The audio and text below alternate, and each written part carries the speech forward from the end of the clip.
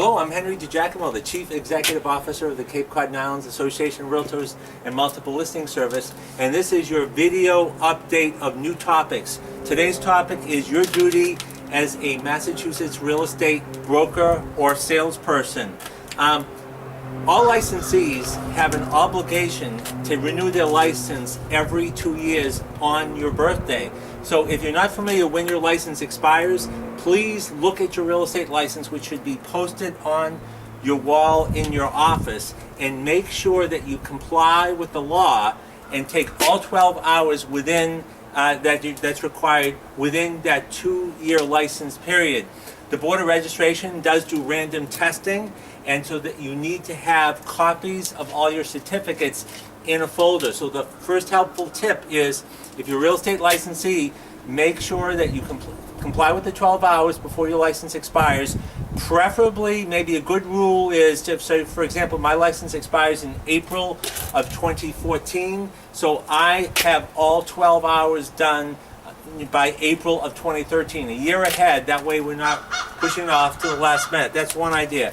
Second idea, as you know, Governor Deval Patrick appointed me to the Real Estate Licensing Board, so I'm one of the 3 industry members on the license board. What the license board is considering now is levying a fine of $250. It's just what's being proposed.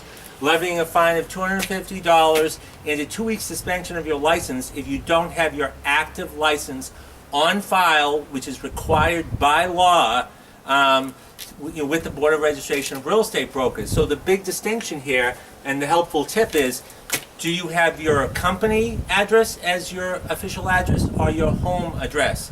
As you can tell by our membership reports, a lot of our members are changing firms, all over the place, and if you don't modify your license and have your accurate license address with the Board of Registration, if this ruling were to take effect, could be potentially problematic and could possibly, if your license is suspended for 2 weeks, then you're physically out of business for 2 weeks, will not be able to list and sell real estate, and it's even more onerous if you're the broker of the office, because then you'd have to find an alternative broker for those 2-week periods.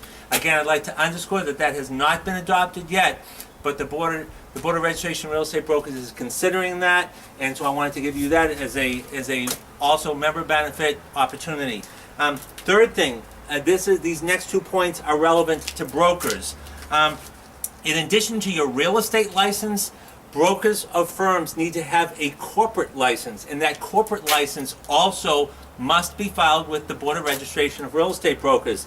So if you are a broker owner or a designated realtor participant and you don't have a broker's corporate license filed with the Board of Registration, it's incumbent under the law that you do so. So please, that's a helpful tip to get that done as well. The fourth point that I wanted to make is that every broker, I highly recommend and encourage each and every office to have a policy, or consider having a policy, that when you're giving commissions to other licensees, that maybe as a company policy, you ask the cooperating or the selling broker to provide you a copy of their active real estate license. Under Massachusetts law, it is illegal to provide compensation or commissions to a non-licensed person. So if someone's license has lapsed, expired, or been suspended or revoked, you won't know that unless you have a copy of the license. So as insurance and a way to protect you, your company, and your agents, you may want to consider having a policy that you invite people and ask people to have a license submitted to you prior to giving out a commission. So in summary, again, keep up with your continuing education. Try to use that 1-year rule, getting all of your 12 hours done a year prior to when your license expires. We offer free continuing education each and every month at your member service center, as well as online through the Massachusetts Association of Realtors. Consider where you're going to have your mailing address. I highly recommend home addresses, because people tend to move offices as opposed to their actual personal residence. Company license, make sure it is duly filed with the Board of Registration of Real Estate Brokers at 1000 Washington Street in Boston. And finally, office policy. Consider having an office policy to ensure that when you're giving out a commission check to a selling broker, that you're providing it and making that compensation to a licensee.